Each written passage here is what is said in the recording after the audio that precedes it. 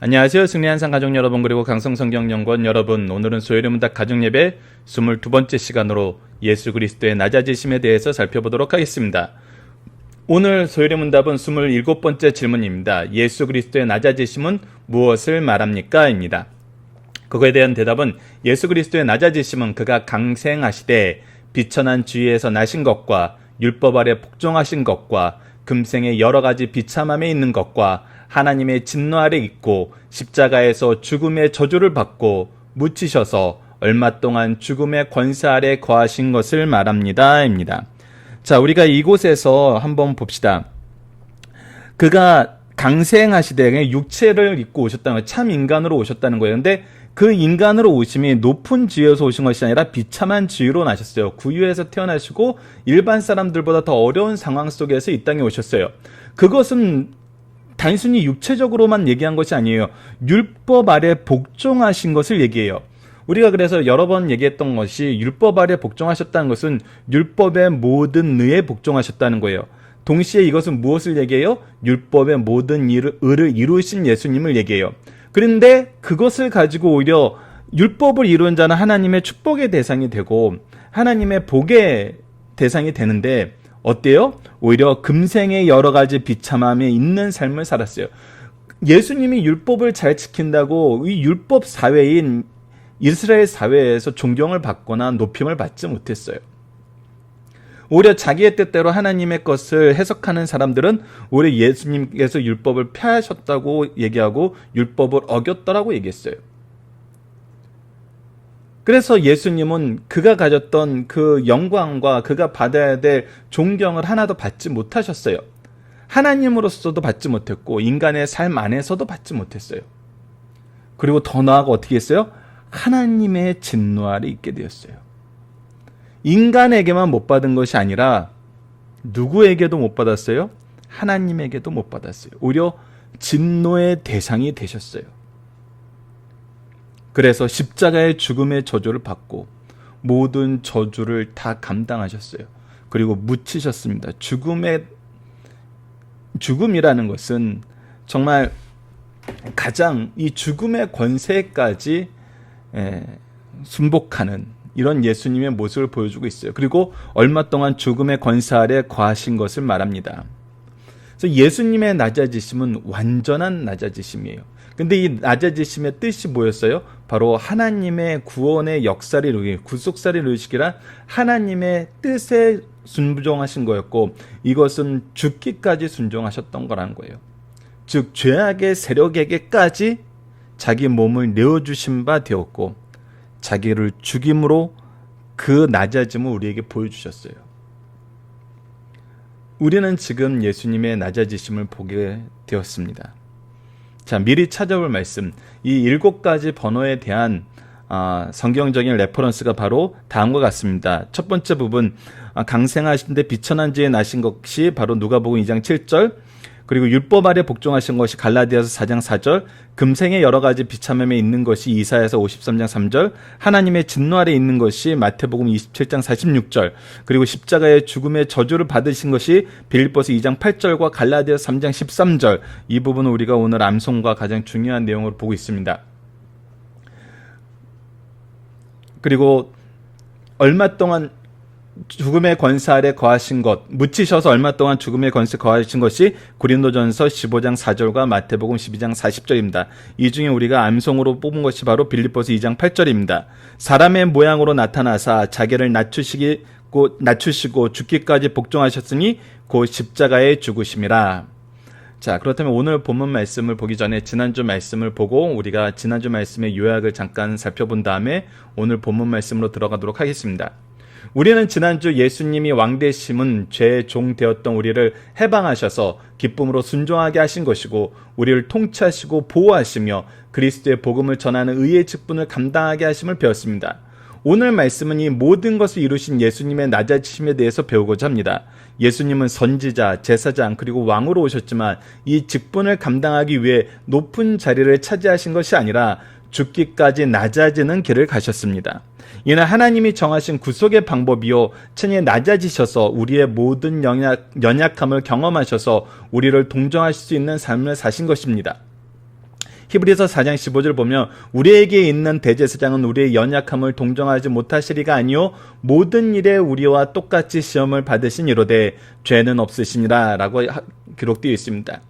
우리는 앞으로 이 시간을 통해서 예수님의 낮아지심을 단계적으로 살펴보게 됩니다.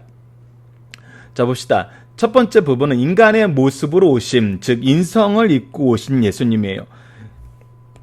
자, 예수님의 성육심은 낮은 지위를 취하심이고 율법에 복종하시고 비참함에 복종하는 거예요. 그리고 친히 율법의 의를 이루신 것이 중요한 내용입니다. 첫 번째 단락에서는. 자, 누가복음 2장 7절을 보면 첫 아들을 낳아 강보에 쌓여 구에 누였으니 이는 여관에 있을 곳이 없음이로라. 예수님께서 성육신하셔서 3일째 하나님으로 이 땅에 육신의 몸을 입고 오셨어요. 근데 육신에 입고 온 모습의 첫 장면이 뭐예요? 구유에 쌓여 누웠어요. 구유는 어디 있는 거예요? 마구간에 있는 거예요. 즉 여관 한 귀퉁이 자리도 얻지 못하고 동물들이 쉬는 곳에서 첫 인생의 모습을 맞이하셨어요. 그래서 육체의 몸을 입고 오신 것도 정말 하나님으로서, 삼위일체 하나님으로서 가질 수 없는 낮아지심 중에 낮아지심인데 그것보다 더 낮은 지위를 취하셨다는 거예요.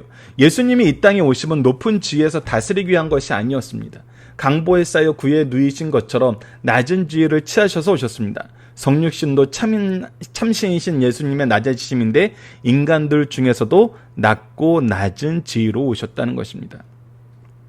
우리를 위해서 직접 이렇게 와주셨다는 거예요. 두 번째는 자, 갈라디아 4장 4절을 봅시다. 때가 참에 하나님이 그 아들을 보내사 여자에게 나게 하시고 율법하기라에 나게 하신 것은, 자, 인간의 몸을 입고 왔다는 것은 필연적으로 섬김을 수반하게 되죠. 하나님의 법 안에서. 무엇이죠? 제5계명인 내 부모를 공경하라. 자, 이것이 나중에 이제 우리가 신학적으로 많은 의미를 내포하고 때로는 어떤 논쟁거리를 불러오기도 했는데, 이것은 무엇을 우리에게 보여주냐면 하나님의 낮아지심의 모습이 얼마나 놀라웠냐를 보여주고 있어요. 우리는 이 사건을 통해서 하나님의 예수 그리스도의 낮아지심을 봐야 되는데, 사람들은 예수 그리스도의 낮아지심을 보지 않고 그의 어머니 되었던 마리아의 높아짐에 포커스를 둬요.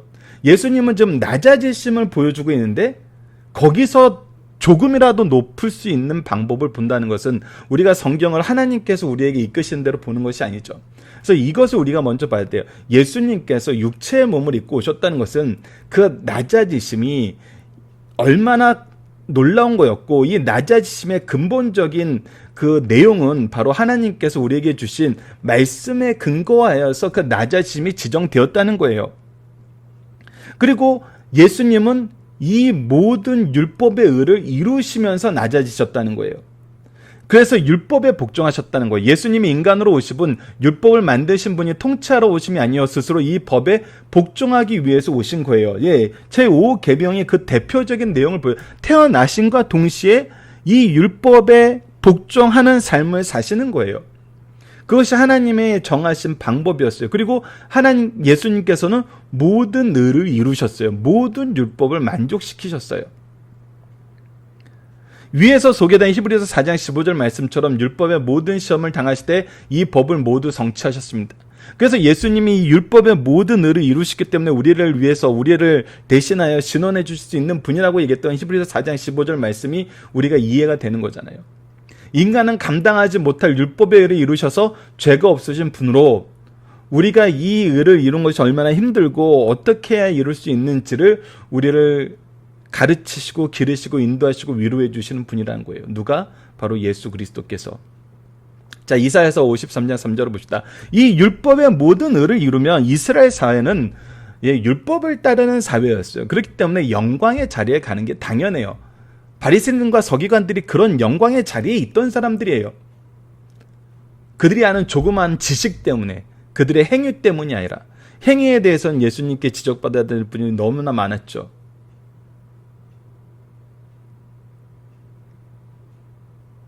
자, 그런데 예수님은 어떠한 삶을 사셨냐는 거예요. 이사야서 53장 3절처럼 우리가 사복음서에 나타난 예수님의 삶에는 이 모습이 나타나 있죠.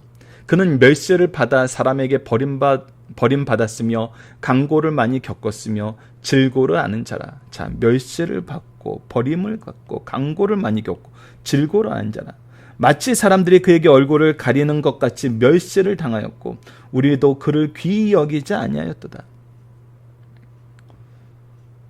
그래서 이것을 비참한 복종이라고 얘기합니다. 예수님이 율법의 모든 의를 이루셨지만 존경을 받거나 인정을 받지 못하셨어요. 사람들은 오히려 예수님을 멸시하였고 핍박당하였습니다. 사람들은 복음이신 예수 그리스도를 미워하였고 예수님은 이 모든 것을 친히 감당하셨어요. 이것이 예수님이 비참함에 복종하신 내용입니다. 자, 우리가 앞에 부분을 봅시다. 성육신, 낮은 지위를 취하심, 그리고 율법의 복종, 비참함의 복종. 이것이 바로 인간의 모습으로 오신 예수님의 복종의 모습이었습니다. 자, 두 번째 파트에서는 하나님의 진노와 저주의 대상이 되어 제물로서 우리를 위해 죽으신 예수입니다. 이제 하나님의 구원의 계획에 의해서 낮아지신 예수님의 모습을 살펴보게 됩니다. 인간적으로, 사회적으로 그가 행한 모든 일이 이 낮아지심으로써 감당하기 힘든 일이었는데도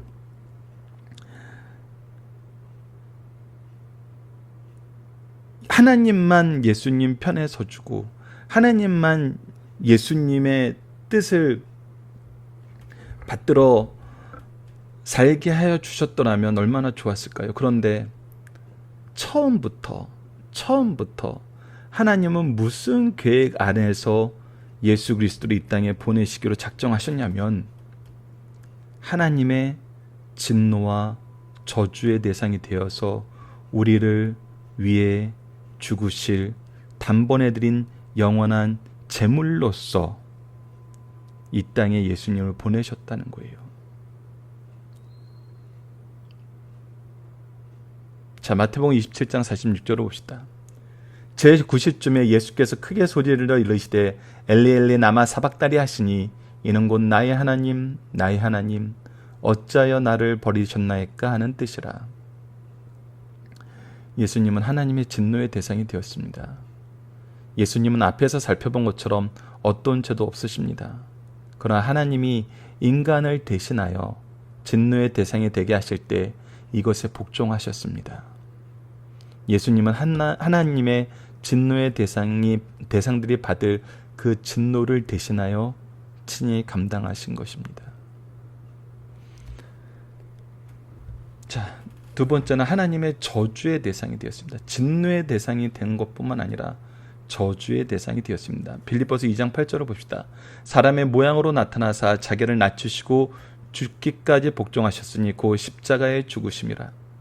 이 십자가에 죽는다는 의미는 뭐예요? 갈라디아서 3장 13절입니다. 그리스도께서 우리를 위하여 저주를 받으신 바 되사 율법의 저주 아래서 우리를 속량하셨으니 기록된 바 나무에 달린 자마다 저주 아래에 있는 자니라. 이것은 신명기 말씀이잖아요. 신명기 21장 23절 말씀이잖아요. 그래서 하나님의 저주는 누구든지 나무에 달려 죽은 자는 저주를 받을 것이냐 해서 하나님의 어떤 이 저주에 대해서 어떤 역사를 이끄시는지 보여줌으로써 예수님의 죽으심을 우리로 하여금 알게 하시는 이 말씀이었죠. 자, 신명기 21장 23절과 지금 이 갈라디아 3장 13절은 무엇을 얘기합니까? 예수님 우리를 대신하여 하나님의 저주를 받아 대속의 십자가를 지셨습니다. 진노의 대상이 되고 저주의 대상이 된 거예요. 이것은 우리를 대신하여 완전한 죄값을 감당하신 것을 의미해요. 그래서 우리가 받아야 될 진노, 우리가 받아야 될 저주를 누가 대신 받은 거예요? 예수님이 대신 받은 거예요. 자, 그리고 나서 어디까지 내려갑니까? 어디까지 내려갑니까? 고린도전서 15장 4절입니다. 장사 지낸 바 되셨다가 성경대로 사흘 만에 다시 살아나사.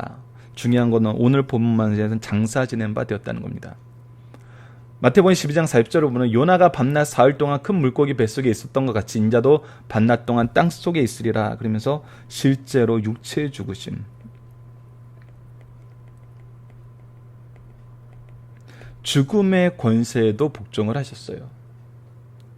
놀라운 것은 주님께서 친히 죽으셨다는 것입니다. 이런 죽음의 고통까지도 감당하시고 잠시 동안 죽음의 능력에 뭐했다는 거예요? 지배를 당하셨다는 것을 의미합니다. 창조주이신 예수님께서는 인간같이 낮아지신 몸으로 오셨고 인간 중에 가장 낮은 삶을 사셨고 인간을 대신하여 하나님의 진노와 저주를 감당하는 삶을 사셨으며 마지막에는 뭐까지? 죽음의 권세까지. 죽음의 권세까지. 영원하신 하나님으로서 절대 들어갈 수 없는 죽음의 권세 아래까지 그분은 낮아지심으로 복종하셨고 그 아래에 놓이게 되었습니다. 그러니까 예수 그리스도의 낮아지심은 단순히 구유가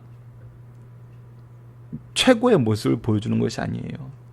그것도 우리가 감당하지 못할 그리스도의 낮아지심이지만 거기서 시작해서 지금까지 보여주는 이 모습을 보면은 예수님이 누구신지 아는 이 성경적인 가르침을 받은 우리로서는 이 낮아지심을 우리가 정말 얼마나 깊이 있고 정말 진지하게 받아들여야 되는지를 가르쳐 줍니다. 이것은 우리가 상상할 수도 없는 사랑의 모습이에요. 상상할 수도 없는 낮아지심의 모습이에요. 이 세상에서 우리가 감당하라는 낮아지심 중에 일부를 한번 봅시다. 일부만 한번 지금 우리가 감당하고 있는 삶의 일부를 한번 보도록 해요. 그것은 아마 우리 첫 번째 단락에서 인간으로서의 낮아지심의 모습도 정말 억울해하고 힘들어하면서 감당하지 못하는 경우인데 두 번째 하나님에게 진노와 저주의 대상이 되고 이 물리쳐 이겨야 되는 죽음의 권세까지 순종하는 이 모습을 보여줬다면 우리가 이것을 상상할 수 없죠. 자, 근데 우리에게는 뭐라고 얘기하십니까? 우리에게 뭐라고 얘기하십니까? 주님과 같이 낮아지는 삶을 살라고 우리에게 가르쳐주고 있습니다. 빌립보서 2장 5절로 8절입니다. 너희 안에 이 마음을 품으라. 곧 그리스도 예수의 마음이니 그는 근본 하나님의 본체시나 하나님과 동등됨을 취할 것으로 여기지 아니하시고 오히려 자기를 비워 종의 형체를 가지사 사람들과 같이 되셨고 사람의 모양으로 나타나사 자기를 낮추시고 죽기까지 복종하셨으니 그 십자가에 죽으심이라. 우리에게 지금 이 마음을 품고 이러한 낮아지는 삶을 살라 그럽니다. 우리가 과연 이 삶을 우리의 삶의 목표로 세우고 있을까요? 우리가 예수 그리스도의 낮아지심을 따르고 인정하고 이것을 위한 삶을 살고 있을까요? 우리는 이 부분을 다시 한번 잘 생각해야 됩니다. 그리고 우리가 다음 시간에는 예수 그리스도의 높아지심에 대해서 배우는데 왜 예수 그리스도의 낮아지심을 바로 이해하지 못하면은 높아지심과 낮아지심을 막 섞어서 내 마음대로 새로운 이론을 만들게 됩니다. 이 안에서 예수님이 왜 이 낮아지심의 길을 가셨는지 우리는 그 부분을 다시 한번 기억해야 됩니다. 왜 가셨습니까? 바로 하나님의 뜻에 따른 거였습니다. 하나님의 뜻은 뭐였습니까? 구속사였습니다. 이 구속사는 누구를 향한 사랑입니까? 우리를 향한 사랑입니다. 즉 영혼을 향한 사랑입니다. 하나님의 백성이죠.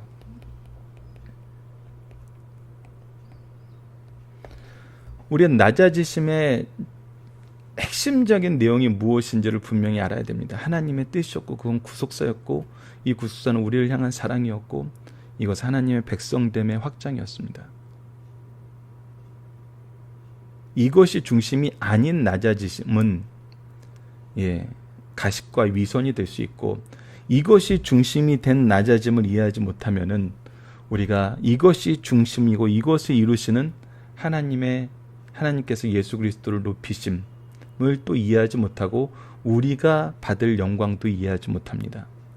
이 내용을 우리가 이번 주 다시 한번 묵상하고 다음 주에 예수 그리스도의 높아지심을 같이 연구할 수 있는 시간이 되었으면 합니다. 자, 질문입니다. 우리가 언제 예수님의 낮아지심의 은혜를 경험하며 나누게 되나요? 우리가 낮아져야 될 장소와 시간은 어디입니까? 다시 한번 얘기했지만 하나님이 예수 그리스도의 낮아지심은 무엇을 위한 거였다고요? 하나님의 뜻을 위한 거. 이것은 구속사. 이것은 우리에게 주신 예수 그리스도의 복음의 사명. 그러면 우리가 낮아져야 될 장소와 시간은 당연히 어디입니까?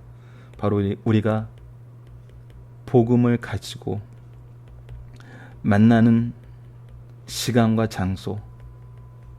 첫 번째 시간과 장소는 어디입니까? 바로 하나님께서 우리가 태어날 때부터 정해주셨던 가정, 그리고 영적인 관계로서 우리의 하나님 예수 그리스도를 머리로 삼아 하나 되는 교회, 즉 신적 기관.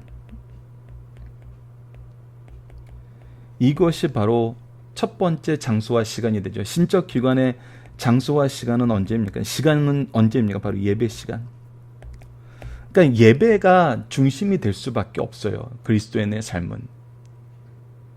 이것을 우리가 분명히 알아야 됩니다. 그리고 우리가 예배자로서 하나님께 예배드리고 다시 파송받아 세상에서 만나는 사람,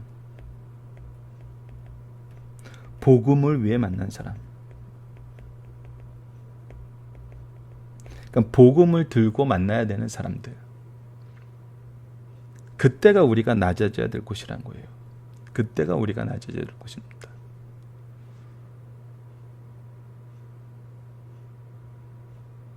이것을 우리가 잘 기억해야 됩니다. 그래서 교회야말로 세상적인 하이라키가 있는 것이 아니라 오히려 역전된 하이라키가 있는 것이죠. 더 많이 섬기는 이런 교회와 가정, 이것을 우리가 배우면서 또 가르칠 수 있는 우리 승리하는 삶 가족 여러분들 되었으면 합니다. 감사합니다.